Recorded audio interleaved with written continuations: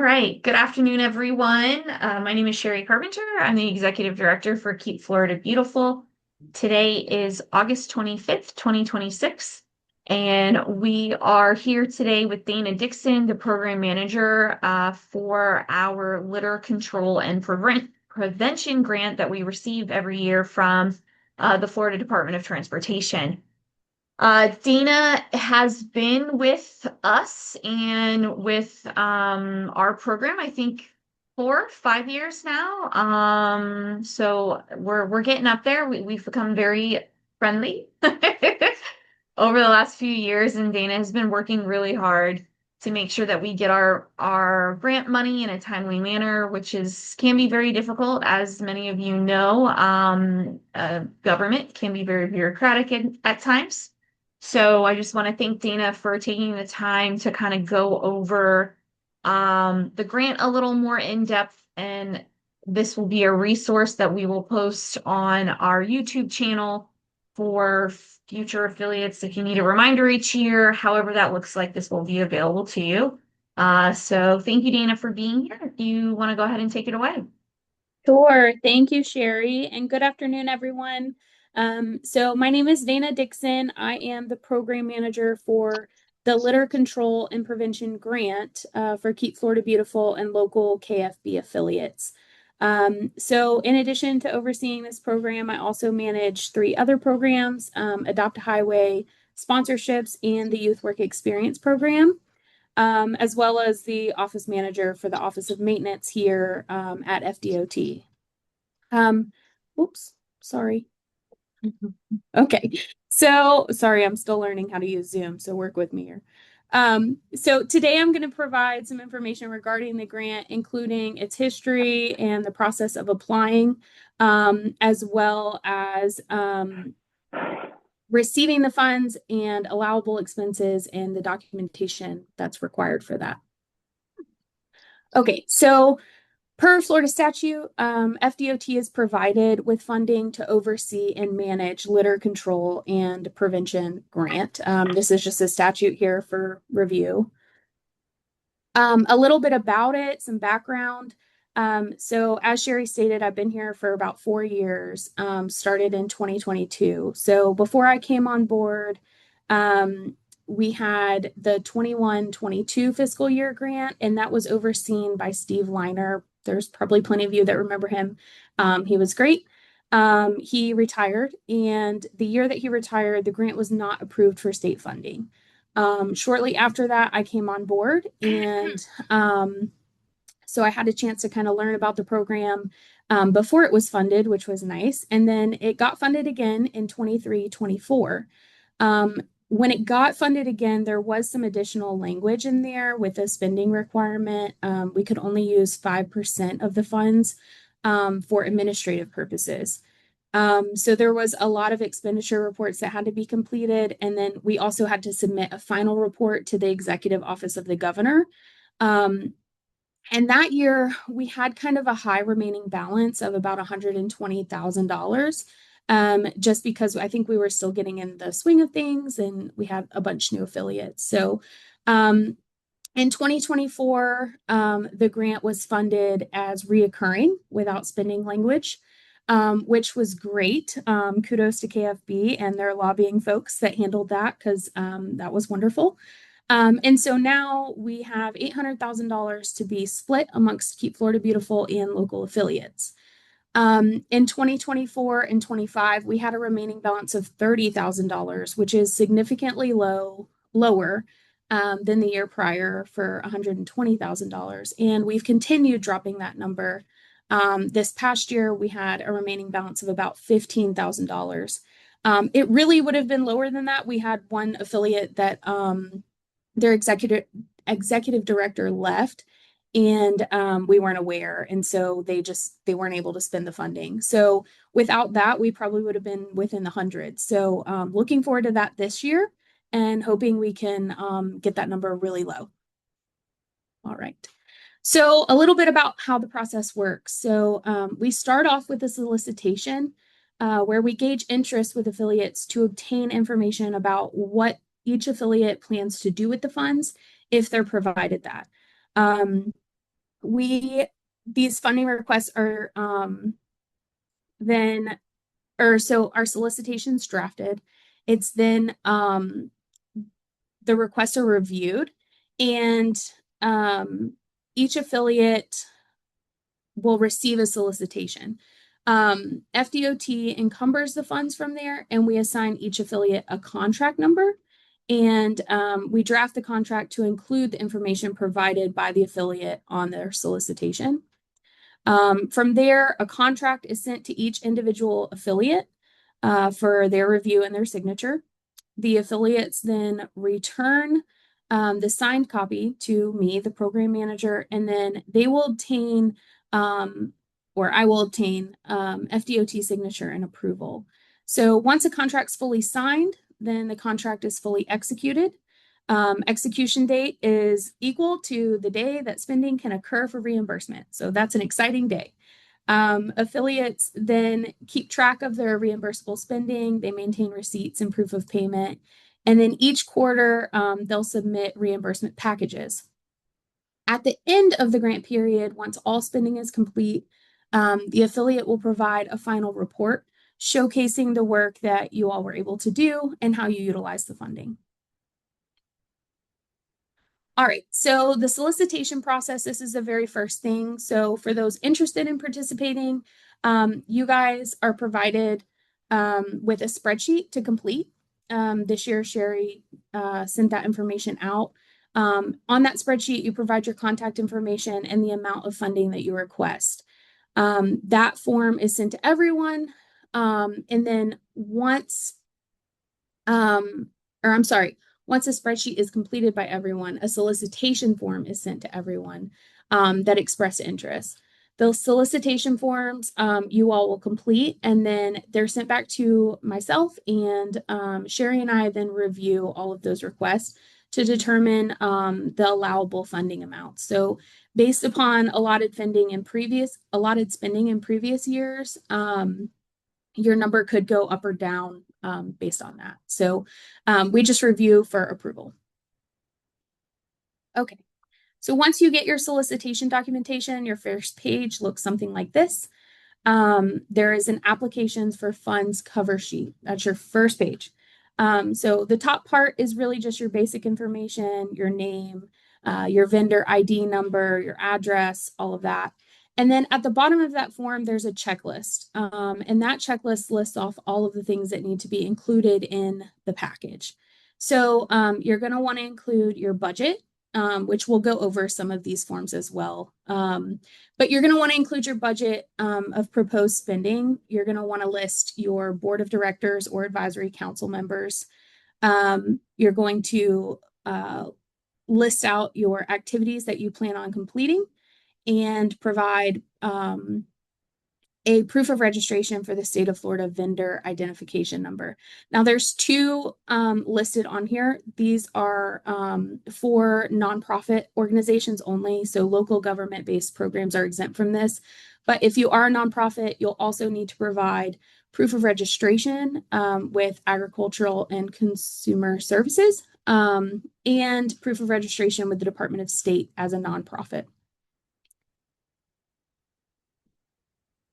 All right, so one of the forms that I mentioned in that listing is the budget, how you propose to use the funds. So there's one column and several different categories that you can put funding in. Obviously, this is an estimated use of funds. So you're not held to these exact amounts per category. You can change them throughout the grant period. But for solicitation and contract purposes, we need to have an idea of how you propose to spend the money. So we'll ask you to complete that. You'll also see a second column, which is matching funds. Matching funds are required on a 1-to-1 ratio, meaning that affiliates must contribute their own resources equal to the amount of the grant. So if you are receiving $15,000 grant funds from FDOT, you are going to want to match that with $15,000 of your own resources. Now, matching can come from cash. It can come from in-kind contributions, and volunteer hours is actually a big one. So each volunteer hour is worth $29. So that can add up really quickly, and it's a great use for match funds. The only thing is you just have to provide sign-in logs and hours, how many hours of service that each volunteer had. So if you have $15,000, you can get 500 volunteer hours, I think it is, or somewhere right around there. And essentially you can cover all of your match costs. So something to think about. All right. Another form is also going to be your activity form. So this is a list of basic activities that have been done in the past. Those activities, they may not be fully encompassing. So if there's something on this list that you would like to complete and it's not listed, please just list it below and it'll be reviewed by us and we'll review it for approval. Generally, most of those are not declined. So the key is that you have to be able to complete a minimum of 5 activities during the funding period. So that's usually pretty easy to complete. So one thing to note here, though, on all of these forms, it's really helpful if they're typed versus handwritten. It's just easier for me to read it and compile it. These also get turned around and put into the contract. So it's just important that we have clean copies. All right. So once you're done with the solicitation, you submit all of that paperwork back. Then I will start working on a contract. We'll encumber your funds, get a contract number, and it'll be drafted. You'll receive your contract. When you receive it, the first page does have a blank date on it. You can leave that blank. Please don't fill it in. It essentially gets completed after obtaining all of the signatures, and that becomes your execution date. So a copy, once the contract is fully executed, a copy will be returned to you guys for your records, and that date will be on the first page. So don't worry about dating the first page. Also, something to note, the agreement is formatted to include both nonprofits and local government-based affiliates, which means we need you to check which box you are. So there are some people that have checked both. And if that is the case, I think there was like one, maybe 2 one-offs with affiliates that may be both. And if you are, that's fine. I would just ask that you would check the box for government-based. So I've listed out the pages and sections here where these first 2, where you would check the box stating if you're nonprofit or a local government based. The last page is page 12 of the contract, and that's going to have a recipient portion where you'll need to put in your full address.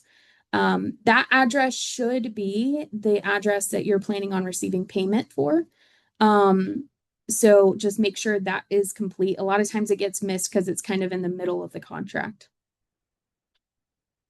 All right. And further down in the contract on page 14 is the signature page. So in the red outline box, you're going to have your executive director or, your whoever has signature authority for your organization. You're going to have them print their name and sign along with their title. If you, we use Sunbiz for this. It's something that our legal office does. They look up your organization. And if your executive director or whoever has signature authority is not the person that signs off on this document, a lot of times it will get kicked back to me. So I would recommend checking your Sunbiz, having that person sign. Now, if perhaps they cannot sign and you have to have someone else sign it, we just ask that you provide some kind of agreement providing signature authority for that person to sign. So once you all sign off on it, then it's sent back to me. And then I obtain FDOT signatures for our chief of operations, as well as our chief engineer of operations. So, and our legal review. So I'll obtain all of those signatures, and then you will get a copy of the fully executed contract. So once all of that is fun and done, you will begin to make purchases that are eligible for reimbursement. So that's the exciting part. All right. So speaking of eligible purchases, attaches a list of all of some of what I've seen of eligible purchases. Now, that's not, again, fully encompassing everything, but it is kind of a comprehensive list. So if there's ultimately, if there's something that you're questioning whether or not it's eligible or not, absolutely reach out to me. Submit a request to me via email. Just include the item, a description of the item, what you plan to do with it, and if you're tying it to the grant and it's not really clear how you're tying it, it needs to provide like a justification in that email as well, as far as like how does this tie to the grant and usage. So I put in parentheses here reasonable and justifiable. So it's just things to keep in mind. So for eligible purchases, you're going to want to make sure they're reasonable. So an example of that would be you have to buy 20 water bottles for a volunteer event, right? You don't necessarily have to buy, Stanley water bottles for $50. You can buy something that's $5. So just try to be reasonable and know that we are utilizing state taxpayer funds. And so we want to be cautious of that. Sometimes if it's not a reasonable purchase, it will be kicked back and may not be reimbursable. Also justifiable. So these items that you're purchasing are meant to go toward litter prevention education, and some environmental things. So it's just really important that we're able to justify and tie it back to the grant. There may be times if I'm not sure and you submit something in a reimbursement package, I may kick it back and say, hey, can you tell me how this relates to the grant? Or, can you give me a little bit of more information on how this was used? Don't take offense to that. A lot of times it's questions that I'm getting from our disbursements office. They review the items too, and they make sure that what we're spending is justifiable. All right. So you'll make your purchases and then you'll start submitting reimbursement packages. So there's usually quarterly deadlines on the contract. This year there may not be. However, we are wanting you to submit reimbursement packages at least quarterly. If you have a $15,000 grant, every time you spend $5,000, submit a reimbursement package. It's just an easy way to do things. The goal here is don't submit all of your reimbursement packages at the end of the grant period. It can be really difficult. I mean, there's approximately 35 of you and one of me. So it makes it kind of difficult to get all of that together at the last minute. So, but when you're submitting your reimbursement packages, this is a list of all of the required documentation.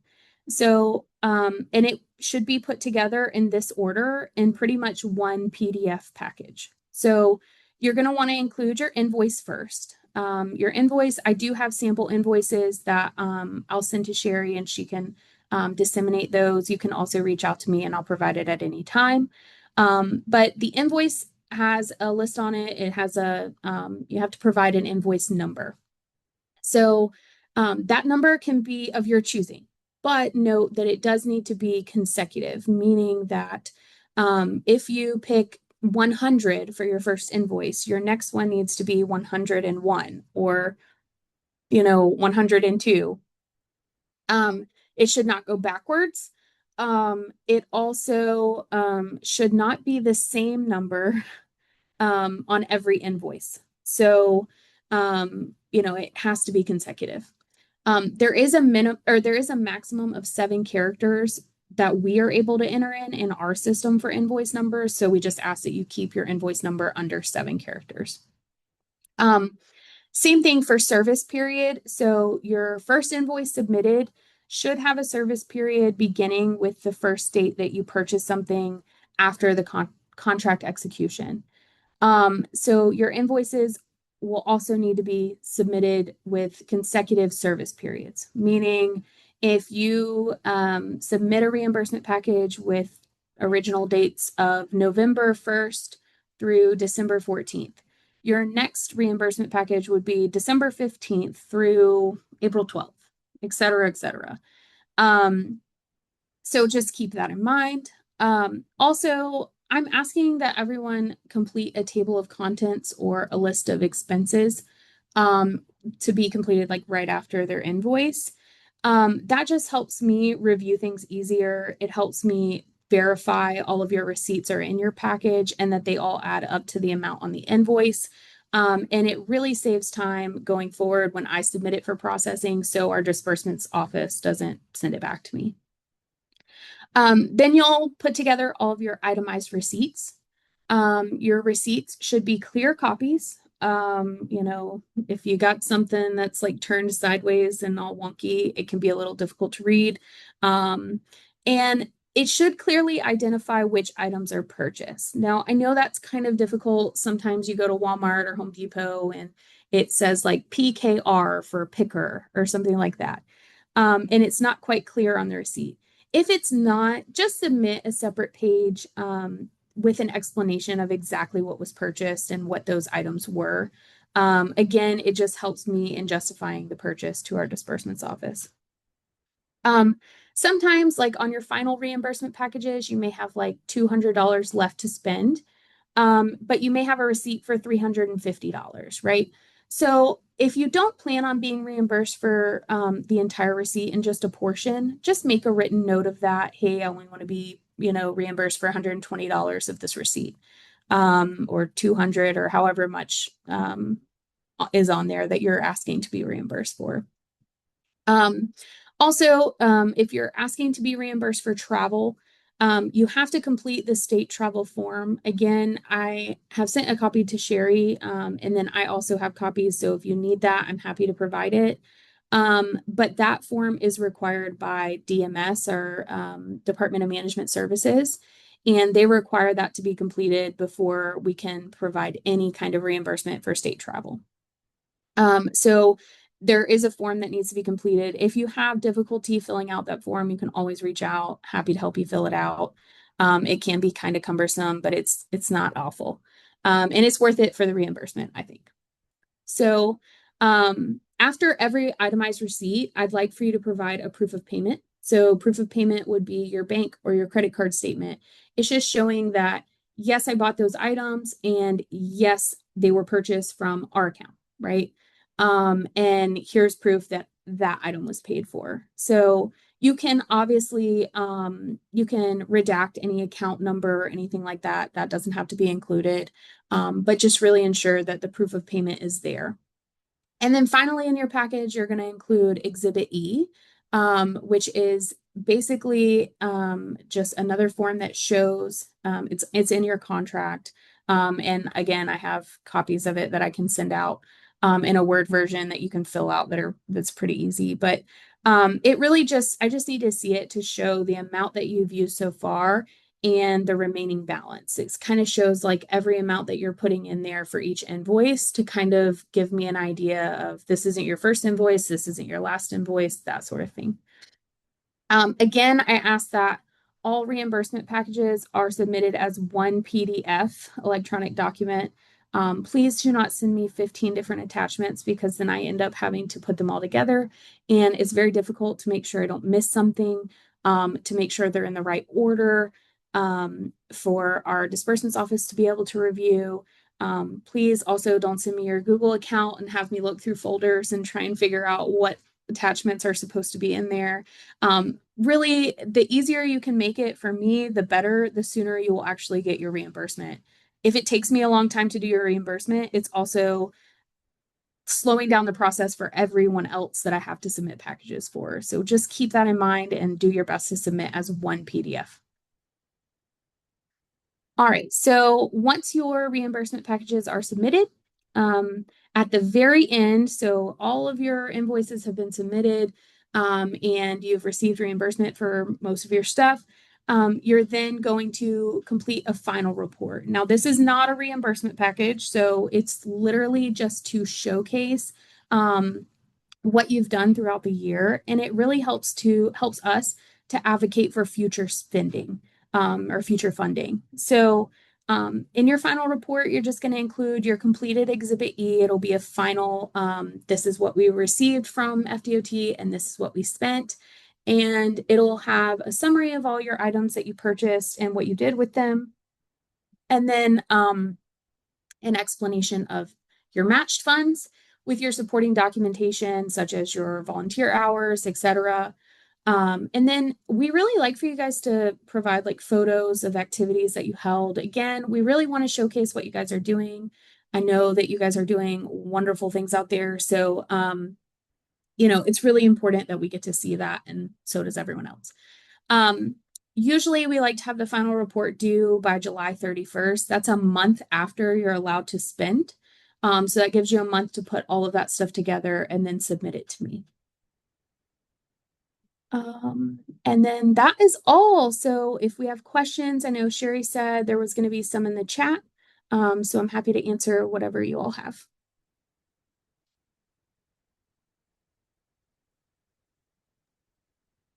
Sorry, Dana. I was trying to unmute myself. Okay, I was making Uh, sure I was still on. no, you are. Thank you, Dana. That was really great. And honestly, I think that was perfect, very informational. A lot of information that a lot of the affiliates that have been around the block a time or two definitely know. But as we discussed previously, we have a lot of new people coming in, new affiliates, new managers, new staff, all kinds of things. So there was a couple questions in the chat, and I believe I answered all the questions. Does anyone have anything? Okay, here we go. Mason asked a question about no monthly charges. That doesn't make sense to me, Dana, because so he wrote about to submit FDOT grant, but curious about the no monthly charge section. We want to justify programming in our learning garden, and that gets charged month to month. Unsure where that leaves us. I put in monthly charges. Yeah, I don't see why that would be an issue. Now, if it's a subscription of some sort, I don't know, sometimes we get questioned about that, but if we can say what it's for and we can justify that it's for the program, I don't Yeah. see why a month to month would be an issue. Yeah, and yeah, I think you're fine, Mason, and a really good example of this for for Keep Florida Beautiful, and our rules are a little different than for yours, but we use constant contact, and that goes into like our marketing and our communications with our affiliates. That is a subscription model. And we charge during the time of the grant period, we charge that to the grant to be reimbursed for, but obviously the rest of the year we're just paying for it normally. So I think that's kind of what you're probably asking. Yeah, I've also Um, seen, sorry, Sherry. no, I've you're also good. seen, there's one affiliate, and I can't remember which one it was, but I actually thought it was a great use of funds.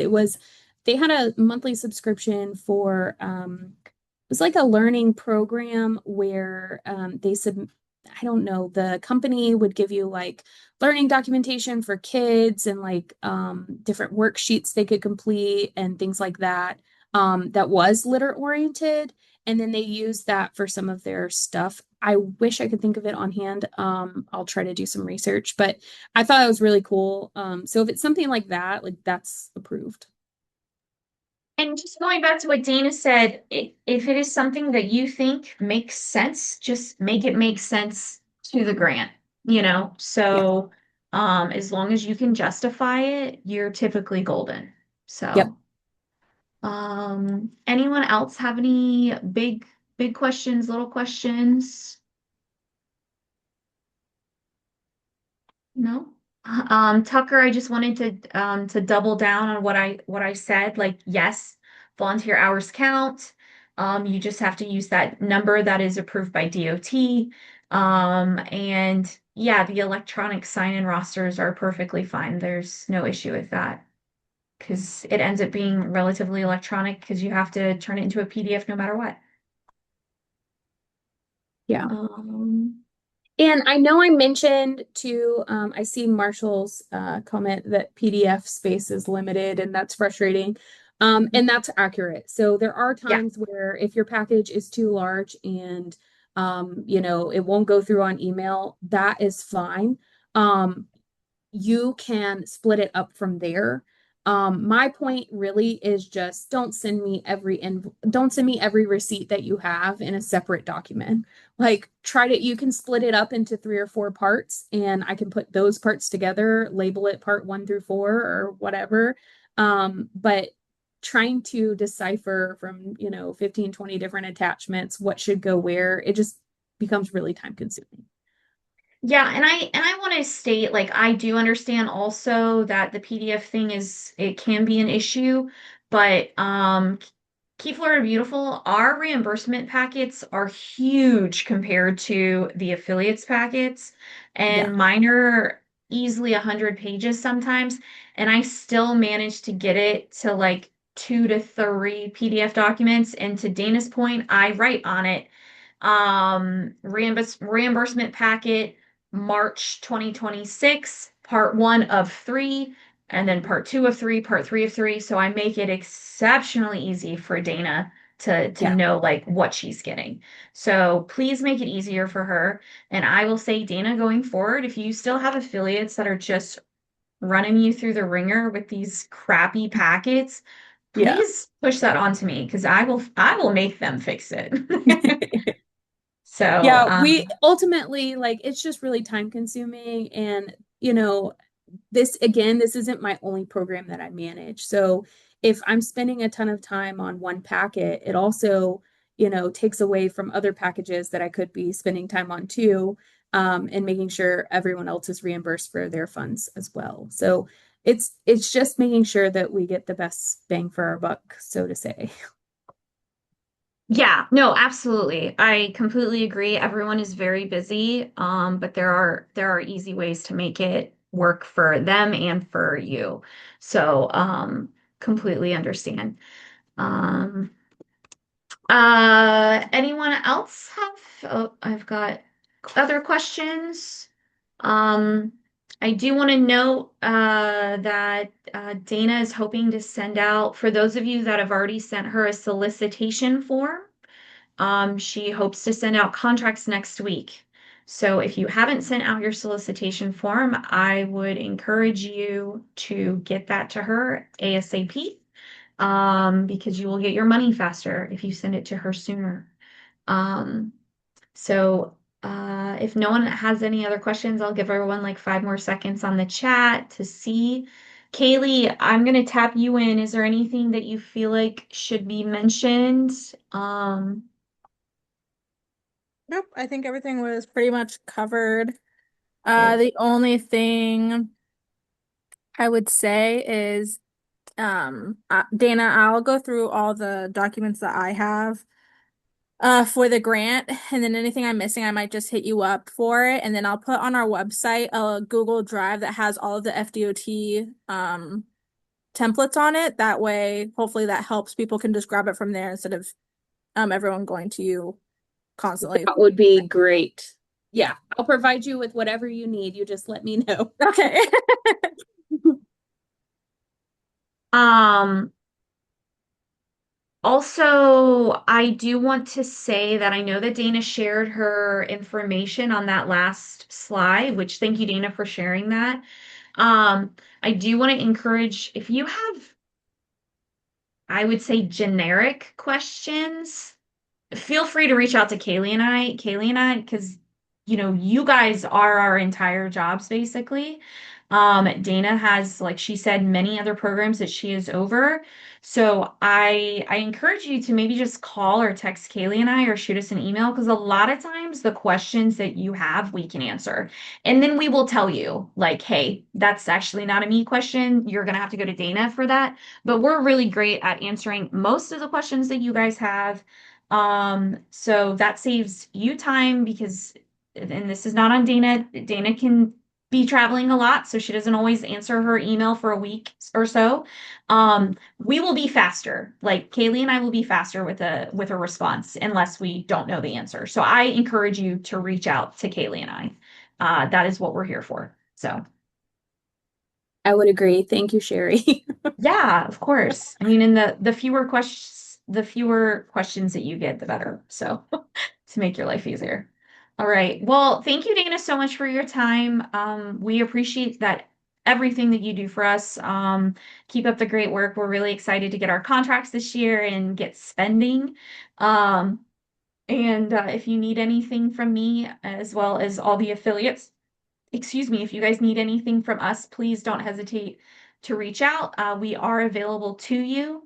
Everyone have a great week and happy almost end of August. Bye, everyone. Thank you. Bye.